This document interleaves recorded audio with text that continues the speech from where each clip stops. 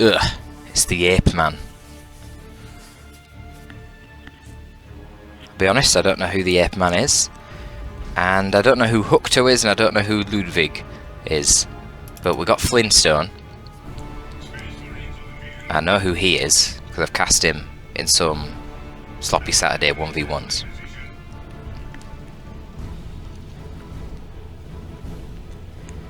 So all in all, guys, I'm afraid I don't really know what's going to happen here.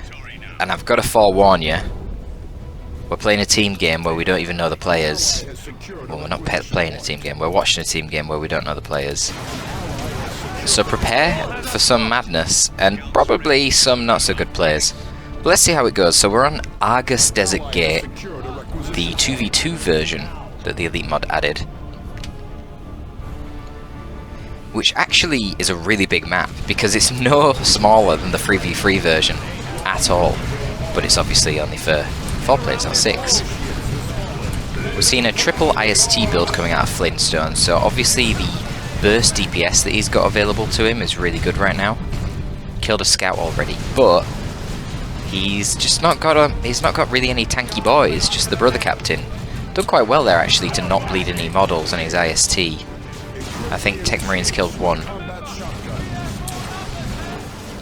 Yeah, now killed 2. Those IST needed to get out there, certainly with the CSM adding some contributory fire. Might lose another one in retreat, no. BC maybe could have stayed in a little bit longer, but he's not going to achieve too much, to be fair. Shotguns up already for these scouts. That seems a bit much just for a brother captain. I mean, it's not like you can knock him over anyway, and he doesn't do much damage, so I find that a bit odd from Apeman. I think against such an IST spam I'd be trying to get out some ASM ASAP, or upon seeing the strike squad, get out some Devastators. And you wouldn't normally go Devastators because you'd be kind of worried that he's just going to rush Interceptors. But yeah, against this basic requisition only ranged blob, Devastators would be devastating. So not too much happening here on the top. I mean, this is quite common, to be honest, on Argus Desert Gate, be it the 3v3 or the 2v2 version, when you've got the contested VP here and you've got tank traps that are uncrushable green cover on either side, you've got Astartes, you end up having some very atrocious firefights. There was a call for 2, but it's not really 2, it's just 1 Tech Marine, so it's not really very accurate. I wish I could type it in the observer chat so I can see prior chat. A little bit of a slow reaction there from Apeman, and that's what happens when he splits up his army. Where is the rest of his army? Oh, all of his army's down here capping. So now, the entire Ordo Malleus army has just appeared here, wiped a heretic there of Hukto, and is now getting behind the CSM. There's potential for another model kill. Not going to be any wipes though. Hukto is amused by something. I'm not sure what he's amused by. Ah, the fact that he's given up the entire bot, and Apeman has now managed to take the natural power of Flynn. So yeah, that's a big loss, to lose your natural power. So now the red team are rocking this single gen farm. They need to get a gen farm back ASAP. I'll be bashing this and trying to cap this, even though it's not a gen farm. Just any source of power income right now would be great. In fact, there was also a missed opportunity here from Flynn. Flynn needs to be a bit more proactive here. There are 2 big things that he should have done. Well, 2 options he had once he made this play over here and wiped the ticks. Wipe the gen farm here, rush back and retake your natural gen farm to start building power. This is way too much blobbing right now. That is really not necessary. I don't know why these IST have to hold here. They need to just go back. Just put the strike squad in range stance in the green cover and chill.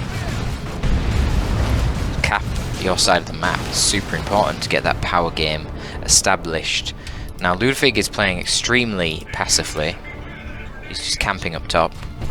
But to be fair, he's not going to be able to do much now there's Havocs on the field for Hukto. But he does have ASM coming out now. He just needs to wait for them to get over there, then he can make a bit of a push. Do we see any upgrades on Ludwig's scouts? No, they're just naked. So these scouts right now, I don't know what they're doing here. There's no point in them being here. They don't really contribute much damage. They're not going to do much in the combat. just send them down to cap these parts of the map to help your ally out, since all of Flintstone's units are actually quite decent combatants. You know, these IST, they've all got upgrades. The BC, very useful in the early game, obviously Strike Squad likewise.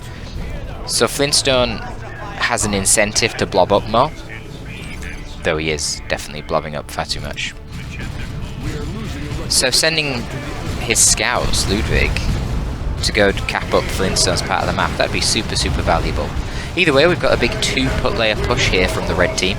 Going to be advancing on the gen farm of Hukto, and I don't know where Apeman is.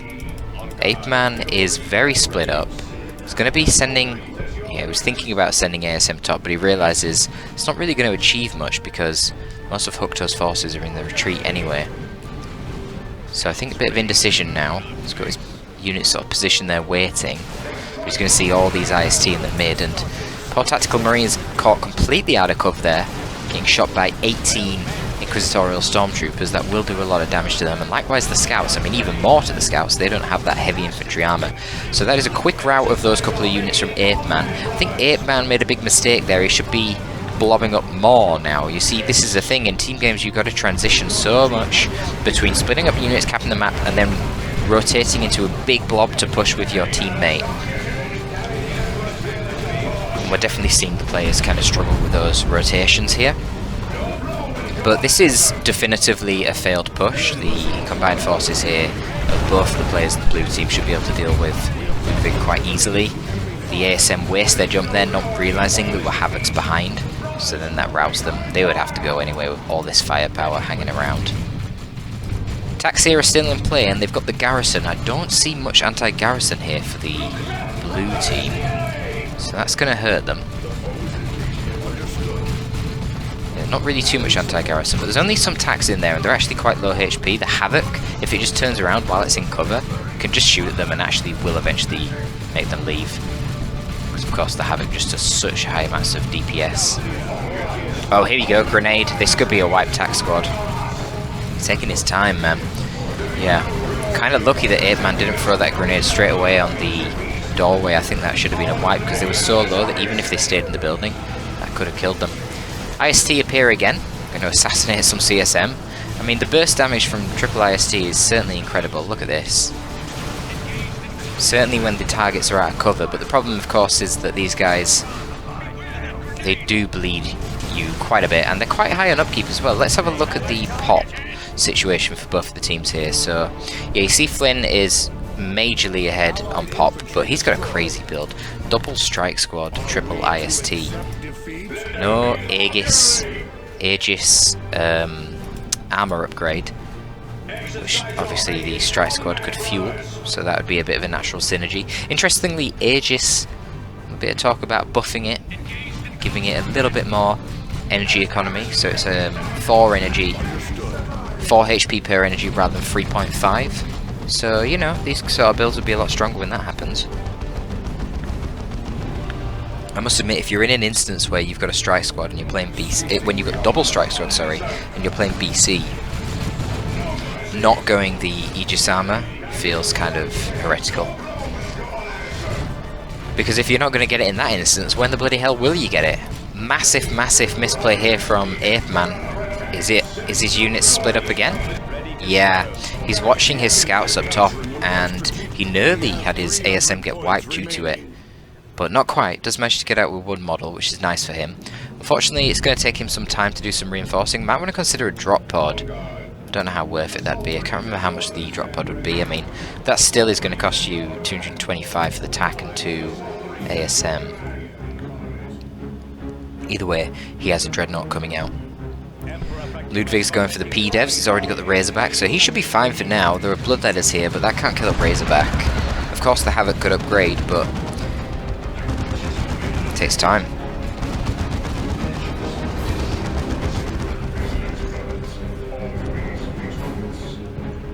So a very conservative player here with the Razorback. There's nothing to counter it at all.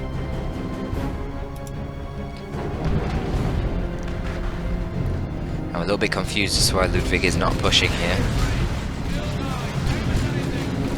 Plasma guns now coming out on the IST, triple of them in fact, so massive investment here. I was going to say full investment, but not quite full, because we don't see Acolyte leaders.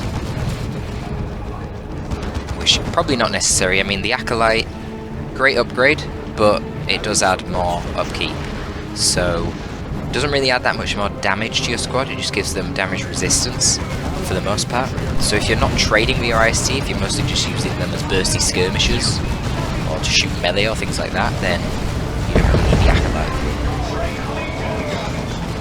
Pretty scary flank there, but shut down by the heavy bolter Havoc, so the strike squad didn't actually get into melee with the CSM properly. But now all the infantry of the red team can blob up and push and finally get this gen bash that I feel like they should have got a long time ago. The Razorback can support them with that. However, there is a Dreadnought coming over. I don't see a lot of AV yet for the red team. I don't know why Flynn's pulling away. They need to get this gen bash. They might as well. He could bash it so quick with triple IST double strike squad and just use them all in ranged. He would kill it insanely quickly. I mean, he rotated his army back down here, but for what purpose? Okay, he does have a conversion beamer purgation, so he's obviously trying to kill the Dreadnought, but it's not like you have any power to defend down here anyway from the Dreadnought, so I don't think it's a big deal. I think it would have been better, you know, you could send a couple of squads down here not to fight the Dreadnought, but just try and deal with these Marines. Probably send the strikes down here, and then have the IST over here to make the bash happen quicker, because look at this. I mean, Ludwig is getting the bash, but it's taking a very long time. Very long time. So Apeman is on the way with his ASM flanking around the back of the Razorback. He does have melter bombs on the way, and we do see Mark of Siege Chaos Havoc. So they've got a las cannon now. If you combine the snare of the las cannon with the melter bomb, that will be 100% snare, and then the Razorback will be very vulnerable to just being shot to pieces by the las cannon. So let's see if they can get the execution. I mean, it's a bit of a sloppy execution here because the melter bomb's gone in, but the Havoc is not in the correct position. The Razorback is actually driving forward, as it should, so it doesn't go into the line of sight of the Havoc, and the Havoc is completely mispositioned, but the Chaos Sorcerer has a lot of tools to reposition his Havocs. ASM very slow to retreat there after their jump. Wow. So they get wiped. Razorback is trying to make a getaway. I think there might be a squad inside there as well. What's going on with the Dreadnought? Just took a lot of damage from that conversion beamer. However, it isn't going down yet. Beamer is setting up at quite a distance. Okay, it's moving closer now, but it's actually getting too close now. Dreadnought needs to focus the beamer. That's the only AV on the field right now. Alternatively, go after the wipe of the Razorback. Do we see Acolytes? No. Pretty nice Doom Bolts there from the Sorcerer. Unfortunately, didn't have full energy. Ooh, grenade going in. Mispositioned grenade. That was... Whoa. Dreadnought actually manages to catch the Razorback. Sloppy play there. And one of the... No, one of the strikes didn't go down. This model actually managed to get away. He was a mile away from all the rest of the guys for some reason.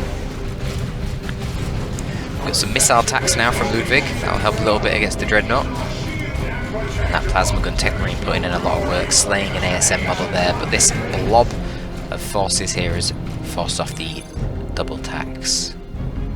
P-Devs are up for Ludwig as well, obviously using them to protect the VP and secure a nice VP lead for his team.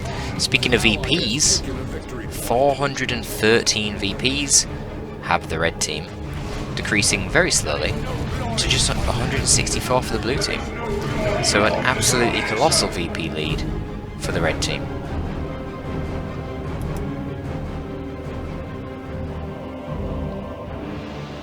What about levels? Not a lot of levels here. Not a lot of levels at all. Wow. A little bit of a level advantage actually to the red team. So this is interesting. Flynn, in fact everyone is now going tier 3, but Apeman has decided he's going to stay tier 2. He's going to go for double Walker. Maybe an Assault Cannon Dreadnought could be pretty good actually. I think an Assault Cannon Dreadnought would be brutal against this army. I mean, IST will get popped like crazy. They're quite vulnerable right now without their Acolytes. They will bleed quite a lot. And then you can use the Barrage as well to disrupt the Purgation Squad. And, of course, your other Dreadnought, which is a melee Dreadnought, can protect your assault cannon dreadnought from any melee. This is a very strange attempt of an attack here. He does use Blessings of the Omnicide as Apeman, so he is actually going to be able to just walk his dreadnought in there, but it takes crazy amounts of damage. I don't know that it's really worth it, to be honest. It's going to need a lot of repair support afterwards. His scouts got wrecked as well, so only the Tech Marine can do that repair support. Curious what he's going to do with his other dreadnought. I presume it's going to be an assault cannon. I think that would actually be quite smart. But the issue that he's going to have then is that Flintstone can eventually drop down paladins, since he is the bro cap. Slap the mind blades on the paladins and beat an assault cannon dreadnought to death. Beating up melee dreadnoughts would be a bit harder, but if they stay melee, then Flynn could just go for a Vortimer Razorback instead and shoot them to death. He obviously won't be able to capture the Vortimer Razorback. Got a bit of a stalemate up top. Hukto doesn't seem to want to engage this position of Ludwig for some reason. Presumably the P-Devs are causing him concerns, but he's got Bloodletters, and that aside, you're playing the Chaos Sorcerer. He has the Vestments of Warp so he can teleport forward, but better than that, if the P-Devs are causing him problems, he should get Sigil of the Rift. Just locate where they are in the first place, probably use your Sorcerer, so if you do get hit by the P-Devs you don't actually lose a lot of models. And then just Sigil them in, and use your Bloodletters to wipe them. Right now there's a turret as well. Sigil of the Rift would be beautiful to get behind all these units. But the turret could be taken out as well by the Tzeentch las cannon. You can scout it so you get line of sight by phasing out your Bloodletters and moving them forward. They obviously don't take damage then. That can provide line of sight so your las cannon can actually kill the turret. I mean, that's a bit of a weird play, just teleporting the Sorcerer in there. You should expect that there's going to be significant support. I mean, he's just thrown his Sorcerer there and not really achieved anything. If he was going to do that, he should have pushed up with the Bloodletters and his CSM at the same time. But anyway, Apeman's coming along, hero, here to save the day of his Dreadnought. Bloodletters and Dreadnought here on these attacks should be able to wipe them. Certainly with that Emperor's Fist, those attacks are gone. There's a missile launch attack, but I don't know how much it's going to achieve. And there is now a Venerable Dreadnought. So there you go. A little bit of damage coming into the Dreadnought there, but those missile attacks have retreated. I don't know if Hukto's realised that the CSM of his are now tied up in melee with the Dreadnought. He does. He gets them out of there. Dreadnought charges forward. And we do see a Vortimer Razorback. So this is where the Dreadnoughts now of Apeman are in trouble. Hukto is calling in Chaos Terminators. This is a terrible spot. You just tie them up with a Dreadnought. Dreadnought will kick their ass. There's also a Grey Knight Strike Squad hanging around. And then the Vortimer Razorback can do a load of damage as well. So yeah, they teleport out. He doesn't even have red now to use his Warp Global. Terminators are actually going to use their Power Fists and wipe a member of the IST there. Well, not just a member, the entire squad. 2 squads of IST go down for Flintstone. Massive micro fuck up, because now he's got no repair support to deal with his Vortimer Razorback. But yeah, this is a gigantic amount of melee DPS, which ranged Terminators aren't meant to deal with. And Chaos Terminators, unlike the Loyalist ones, do actually have 20% melee resist. If they were Loyalist Terminators, they'd have died even quicker, but yeah, you've seen how fast they died. That was very questionable. When I seen those Chaos Terminators being called in, and I seen a Vendread there, and there was no anti-vehicle, I was like, why would you do that? Terrible.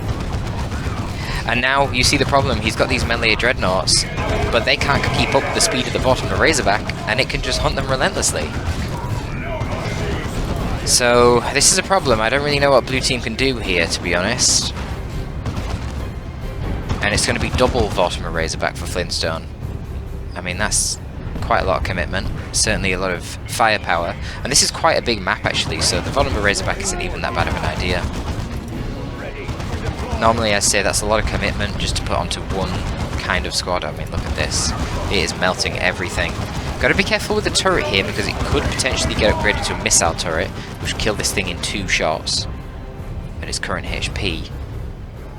But of course the Vortimer Razorback can flank that relatively easily. Looks like there was a bit of a micro mishap there from Ludwig.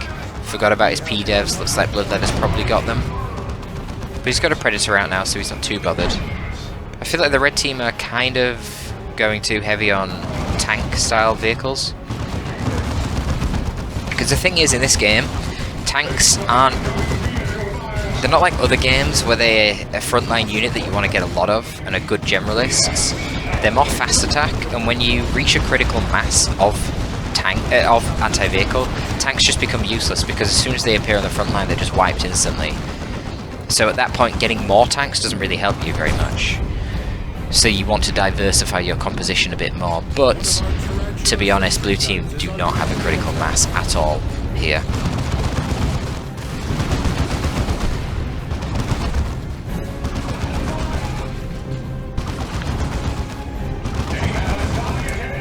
In fact, it is capitulation. Missile turret there nearly did take out the bottom of Razorback. I mean, that's kind of crazy. What HP is it on? 83, yeah. I mean, the missile turret's very good, but it has to be because it's static anti-vehicle. You just walk an infantry squad up and wipe it, right? And now Flynn's replacing the IST. Get some repair support. Strike squad level 4. And very close to level 4. Literally any source of XP that he gets here make him level 4. I mean, kudos to the blue team, the fact that they don't want to concede this, but I dare say they're fucked. Yeah, Hukto's feeling blue. It was a mistake for sure by... Tickled to death by Vortimer's, yeah. Well, that's it, man. Because, you know, you go for double melee walkers, you're leaving yourself so open to getting beaten by tanks, you know? And the thing is, he could have gone one multi-melter, and he had the ASM as well. I can't remember when the ASM wiped. A multi-melter Dreadnought plus the ASM for the melter bomb can counter tanks. Might get one here. Yeah? Oh my god, are you kidding me? That feels bad. 1 HP! Bloody hell. 1 HP. It wouldn't have mattered anyway. I mean, the resources are just going silly for the red team at this point. I don't know what they're doing. Why are they not pushing to take the VP? I mean, I guess, look, they've got the time, haven't they? They've got 217 VPs. It's not really a rush. Flynn is capturing the central VP, which will give them the 2-1 and should see out this game. There's nothing that the blue team can do. They don't have enough AV. And all these las cannons, it's not good enough because they're just going to send their superior infantry against you. Well, mostly just those level 4 strike squad. They're a problem.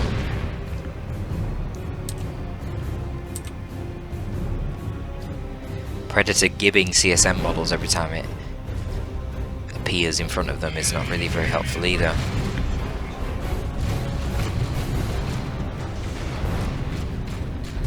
Allied infantry destroyed.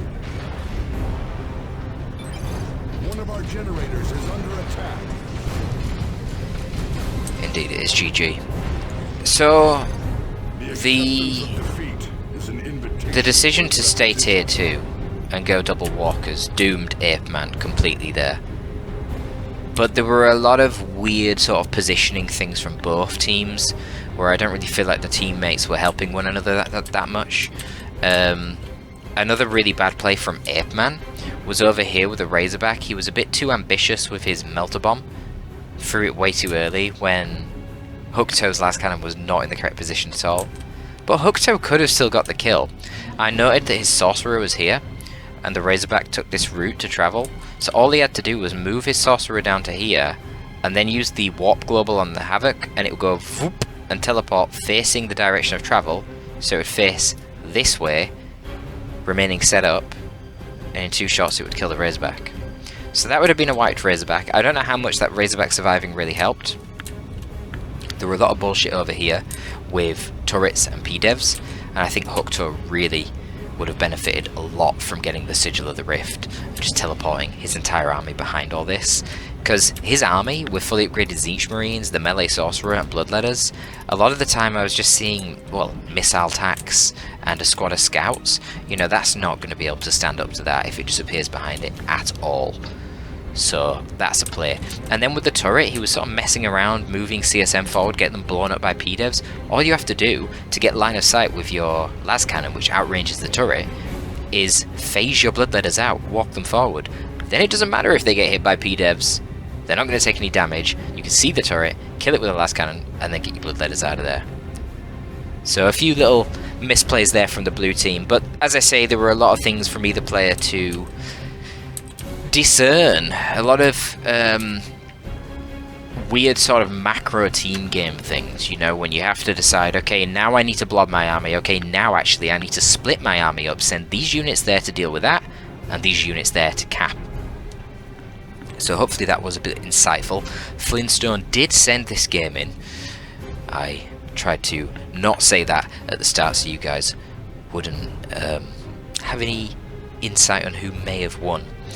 But hopefully, you know, Flynn, that was somewhat useful, because whilst the build obviously is extremely eccentric and suboptimal, that's not the point, because, you know, you can have fun and you're welcome to play suboptimal builds. That's not what I'm criticising. What I criticised in this cast was more positional things, so you could have piloted the build better, even whilst understanding that you were going for a suboptimal build. But there you go. And also, why not Aegisimer? Why not? You might as well if you got double strike squad, right? Surely, it can't be that bad, can it? Can it? I don't know. Anyway, that is all for this one, guys. Thank you for tuning in. Please leave a like and a comment if you enjoy this kind of thing, especially if you want to keep the team game content coming. I am doing them very regularly at the moment. Just 2v2s. Every Thursday. I am tracking that, so, you know, if I don't get a lot of views, then I will stop doing them. So if you do enjoy the team game content, please leave a like and a comment, because that itself helps us get more views, because then, you know, YouTube advertises it on the homepage and shit to more people.